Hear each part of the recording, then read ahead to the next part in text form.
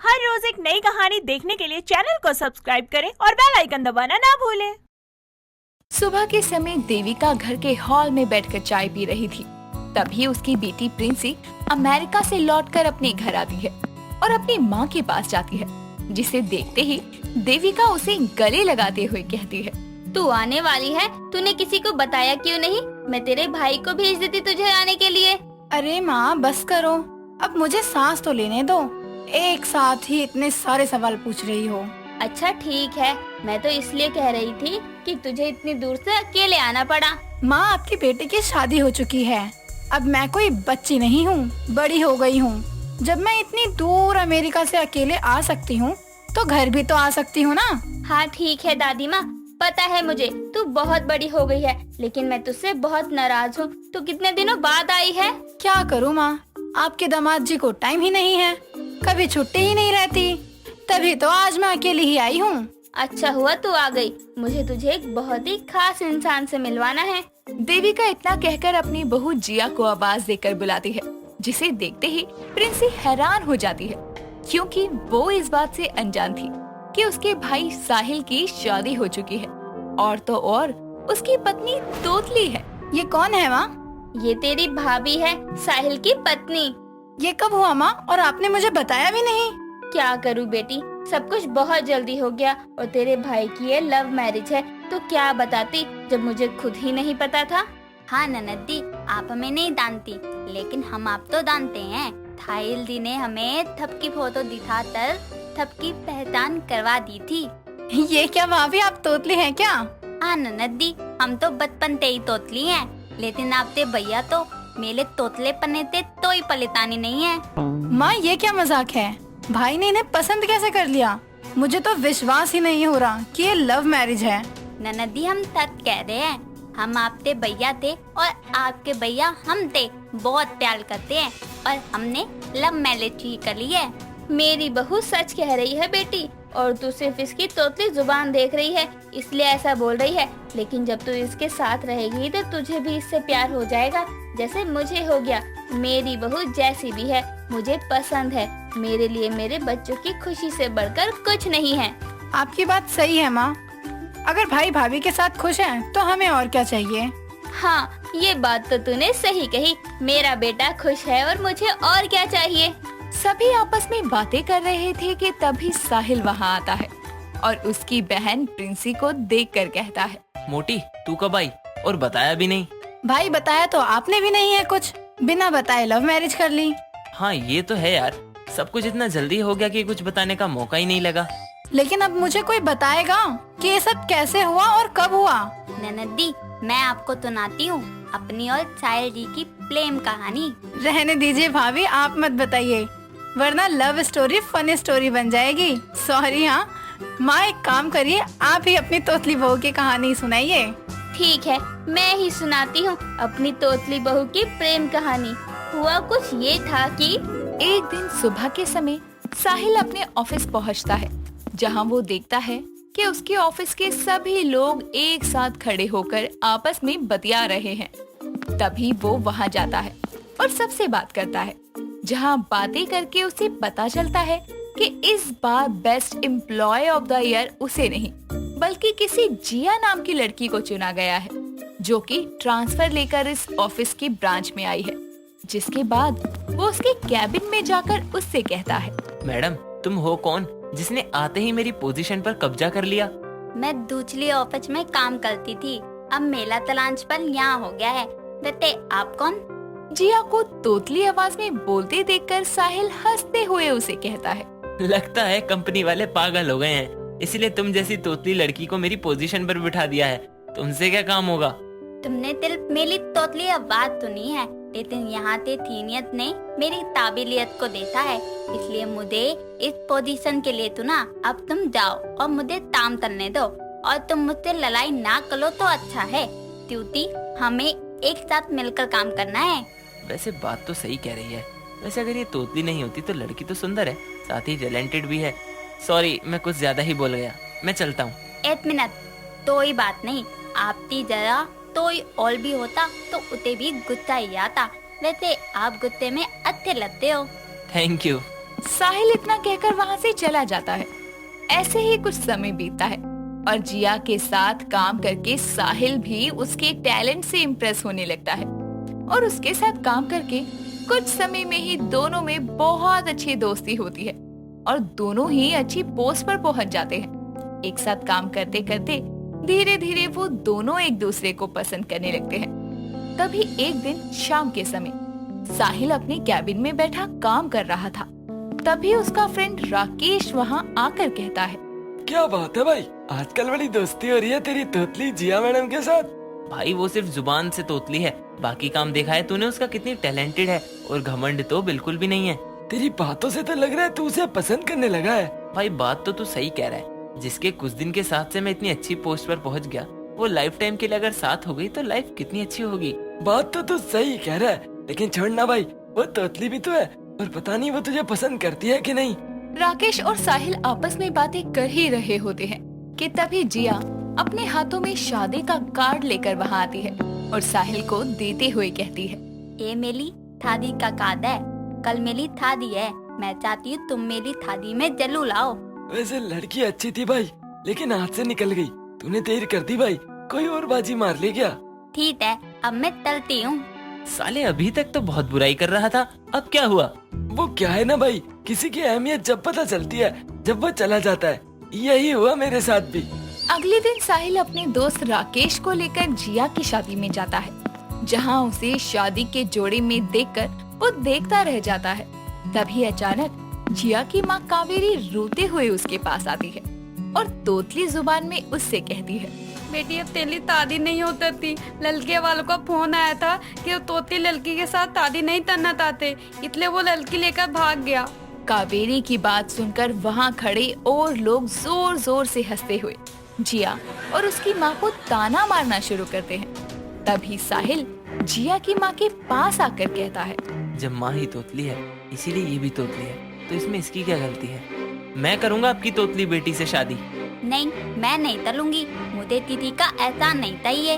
मैं कोई एहसान नहीं कर रहा हूँ, बल्कि मैं तुमसे बहुत प्यार करता हूँ, इसीलिए तुमसे शादी करना चाहता हूँ। लेकिन अगर तुम मुझे पसंद नहीं करती हो तो कोई बात नहीं, मैं जबरदस्ती नहीं करूँगा। नहीं ताहिल, मैं भी तुमसे बहुत प्यार करती हूँ, लेकिन अपनी तोतली जुबान पे तालन कभी तुमसे कहा नहीं बस।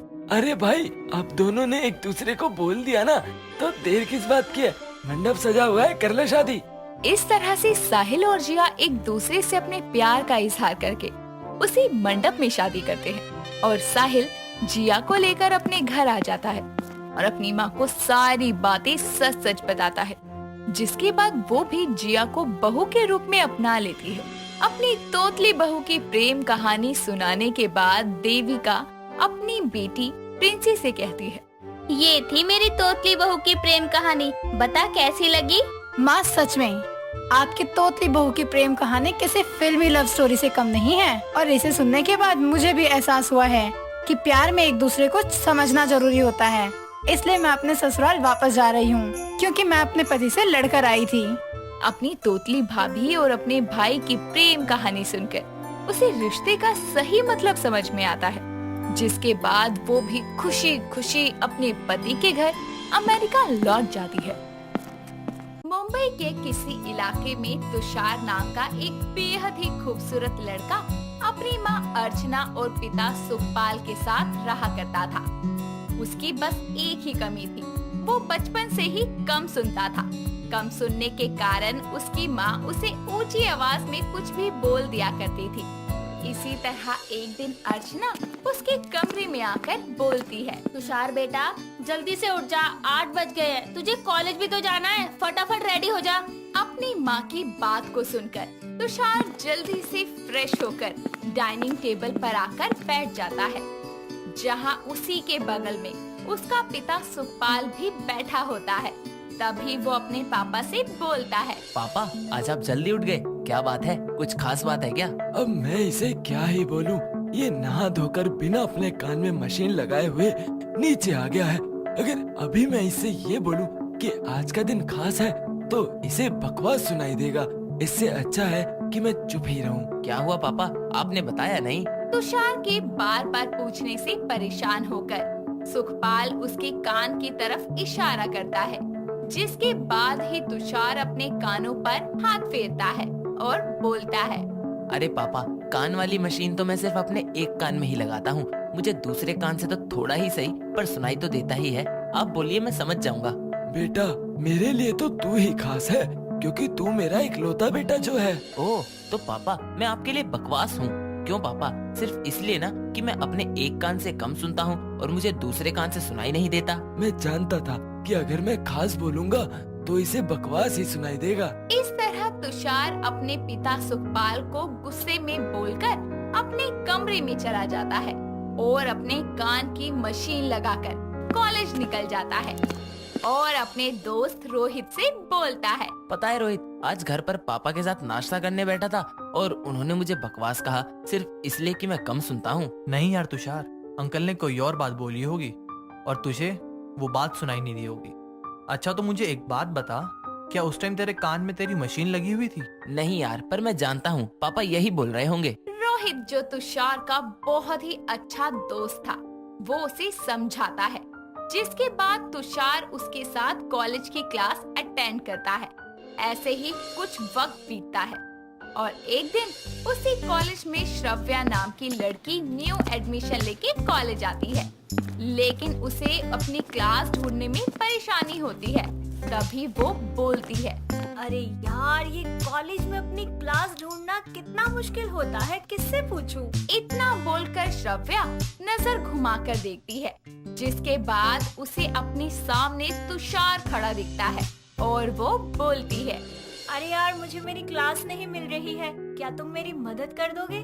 जी बिल्कुल, किस क्लास तक जाना है आपको बताइए, मैं ले चलता हूँ। श्रव्या उसे अपनी क्लास बताती है और फिर तुषार उसे क्लास तक लेकर जाता है।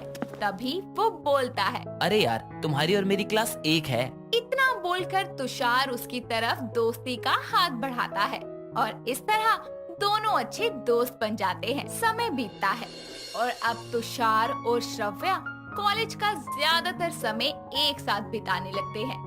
साथ में खाना, साथ ही बेंच पर बैठना और इसी तरह दोनों को मन ही मन एक दूसरे से प्यार हो जाता है।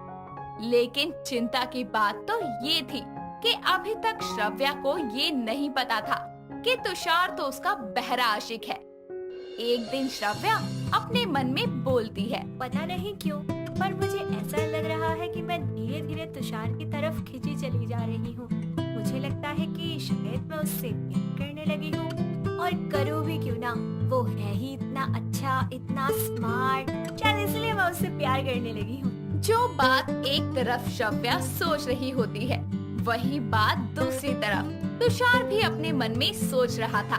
और फिर एक दिन तुषार अपने घर में शीशे के सामने खड़ा होकर बोलता है, नहीं चाहते हुए भी मुझे श्रव्या से प्यार हो गया है और मुझे लगता है कि वो भी मुझसे प्यार करती है, इसीलिए आज मैं अपने दिल की बात उसे बता दूंगा। इतना बोलकर तुषार कॉलेज जाता है, जिसके बाद वो श्रव्या को अपने दिल की बात बताने के लिए उसके सामने घुटनों पर बैठता ही है कि तभी उसके कान की मशीन जमीन पर गिर जाती है और उसे पता तक नहीं चलता, जिसके बाद वो बोलता है, श्रव्या, आई लव यू यार। पता नहीं कब मुझे तुमसे प्यार हो गया और मैं तुम्हारे साथ रहना चाहता हूँ और अपनी आगे की पूरी जिंदगी भी तुम्हारे साथ ही बिताना चाहता हूँ। मैं भी तुम्हें पसंद करने लगी हूँ। क्या कहा तुमने शकरकंद? अरे मैं यहाँ तुम्हें अपने दिल की बात बता रहा हूँ और तुम्हें खाने की पड़ी है। अरे हाँ, मैं भी तुमसे प्यार करती हूँ और शादी भी करूँगी। ये क्या बोले जा रही हो तुम? मेरी बर्बादी करोगी? लेकिन क्यों? ओफो पागल, तुम्हारे कानपुर में हड़ताल है क्या? मैं कब से कुछ और बोले जा रही हूँ और तुम कुछ और ही जवाब दिए जा रहे हो। अब तुम चुप हो गई, मुंह क्यों हिला रही हो? कुछ बोलोगी भी? तुषार ये बोल ही रहा होता है कि तभी उसकी नजर अपने कान की गिरी मशीन पर पड़ती है और वो उसे उठाकर अपने कान में लगा लेता है और बोलता है, ओह सॉरी यार श्रव्या, मुझे पता ही नहीं चला कि कब मेरे कान की मशीन जमीन पर गिर गई। तभी तो कहूँ कि मुझे उल्टा क्यों सुनाई दे रहा है। वो क्या है ना कि मुझे दूसरे वाले कान से बहुत ही कम सुनाई देता है और इस कान की तो मशीन ही गिर गई थी। तुषार की बात को सुनकर श्रव्या के होश उड़ जाते हैं और वो बोलती है, क्या क्या कहा तुमने? तुम बहरे हो? तुमने मुझसे ये बात छुपाई, धोखेबाज कहीं के? श्रव्या, मैंने तुम्हें कोई धोखा नहीं दिया। तुम्हारे कॉलेज के पहले दिन से तुम मेरे कानों में ये मशीन देख रही हो। मुझे लगा तुम्हें पता होगा कि मैं कम सुनता हूँ, इसीलिए तो मेरे कान में मशीन है। नहीं, मैंने नहीं सोचा था कि इतना स्मार्ट लड़का बहरा भी हो सकता है। मैं जा रही हूँ यहाँ से, क्योंकि मुझे तुम्हारे जैसे बहरे आशिक की जरूरत नहीं है। इतना बोलकर श्रव्या वहाँ से चली जाती है और तुषार की आंखें नम हो जाती है। इसी तरह कुछ वक्त बीतता है और एक दिन श्रव्या अकेले में बैठी उसे याद करते हुए खुद से बोलती है, आई मिस यू तुषार, तुम कहाँ चले गए? मैंने तुम्हारे साथ बहुत गलत किया, लेकिन तुम्हारे जाने के बाद मुझे समझ आया कि मैं तुमसे कितना प्यार करती हूँ। तुम्हारी एक छोटी सी कमी के चलते मैंने तुम्हें ठुकरा दिया। अब मैं तुमसे माफी मांगू तो मांगू कैसे? श्रव्या ये बोल ही रही होती है कि तभी उसकी फ्रेंड उसे रोता हुआ देखकर उसके पास आकर बोलती है, ओए श्रव्या, तू रो क्यों रही है? कोई बात है क्या? अगर तू मुझे बताना चाहती है तो बता, क्या पता मैं तेरी कोई मदद कर सकूं। सोनी की बात सुनकर उदास श्रव्या अपने मन की और तुषार के बारे में सारी बात उसे बताती है, जिसके बाद उसकी दोस्त सोनी बोलती है, ओए झल्ली, तू भी ना, प्यार का मतलब सिर्फ स्मार्ट होना नहीं होता। और तू मुझे ये बता कि अगर उसे कम सुनाई देता है तो उसे तुझसे प्यार नहीं है क्या? क्या वो तेरे लायक नहीं है? देख पागल, प्यार ना दिल से होता है, और अगर तुझे तुषार से प्यार है ना तो तू उसे उसकी इस कमी के साथ अपना, क्योंकि प्यार सूरत से ज्यादा सीरत से होता है। लेकिन क्या वो मुझे माफ करेगा? हाँ, वो तुझे माफ कर देगा, और देखियो वो भी तेरे लिए उदास होगा और तुझे मिस कर रहा होगा। अब तू जा। सोनी की बात को सुनकर श्रव्या तुषार के पास जाती है और उससे बोलती है, तुषार, मुझे माफ कर दो। क्या कहा तुमने? साफ कर दो? क्या साफ कर दूं? मैं क्या धोबी हूँ? अरे मेरी अकल खराब हो गई थी उस दिन, जो मुझसे इतनी बड़ी गलती हो गई। अच्छा, तो उस दिन तुम्हारी शक्ल खराब हो गई थी, इसीलिए तुम चली गई मुझे बहरा आशिक बोलकर। श्रव्या को अपनी गलती का पछतावा तो हो जाता है और वो माफी मांगती है, लेकिन तुषार सब कुछ सुनते रहने के बाद भी नाटक करता है, जिसके बाद श्रव्या उसकी कान में लगी हुई मशीन को देखकर बोलती है, तुम्हारे कान में मशीन लगी है, तुम्हें सब कुछ साफ साफ सुनाई दे रहा है ना, फिर भी तुम उल्टे सीधे शब्द बोले जा रहे हो। श्रव्या को रोता देखकर तुषार उसे गले लगा लेता है और बोलता है, अरे सॉरी, मैं तुमसे मजाक कर रहा था, मुझे इस बार सब सुनाई दे रहा था। मैं आज बहुत खुश हूँ, इसलिए हम रेस्टोरेंट चलते हैं कुछ खाने के लिए। इतना बोलकर दोनों एक रेस्टोरेंट में खाना खाने जाते हैं, जिसके बाद तुषार के कान में खुजली होने के कारण वो अपने कान की मशीन को निकालकर टेबल पे रख देता है। तभी श्रव्या एक बार फिर उससे बोलती है, तुषार, खाने में क्या मंगवाऊं? नहाने जाऊं? तुम रेस्टोरेंट में नहाने आई हो या फिर खाने आई हो? तुषार के उल्टे शब्द सुनकर श्रव्या उसके कानों की तरफ देखते हुए बोलती है, अच्छा, तो इसके कानपुर की मशीन निकली हुई है, तभी इसे गलत सलत सुनाई दिए जा रहा है। अभी ठीक करती हूँ इसकी मशीन। श्रव्या उसके कान में मशीन लगाती है और बोलती है, अरे मेरे प्यारे तुषार, तुम्हारे ये जो कानपुर में मशीन लगी है ना, इसका खास ध्यान रखा करो कि ये तुम्हारे कान से बाहर ना आए, क्योंकि जब ये तुम्हारे कान से बाहर होती है ना तो तुम्हें सारी चीजें गलत सुनाई देती है और तुम गलत जवाब देते हो, इसीलिए इस बात का खास ध्यान रखना। और इस तरह श्रव्या और तुषार एक दूसरे को धीरे धीरे बेहतर समझने लगते हैं और अच्छी समझदारी के कारण तुषार के बहरे होने के बाद भी श्रव्या उसका बहुत ही अच्छे से ख्याल रखती है और उनका प्यार भी बहुत मजबूत हो जाता है, जिसके बाद दोनों खुशी खुशी रहने लगते हैं। दोस्तों, अगर आपको ये कहानी पसंद आई तो इसे लाइक करें, शेयर करें और कमेंट करके बताएं कि कहानी में आपको सबसे अच्छा क्या लगा।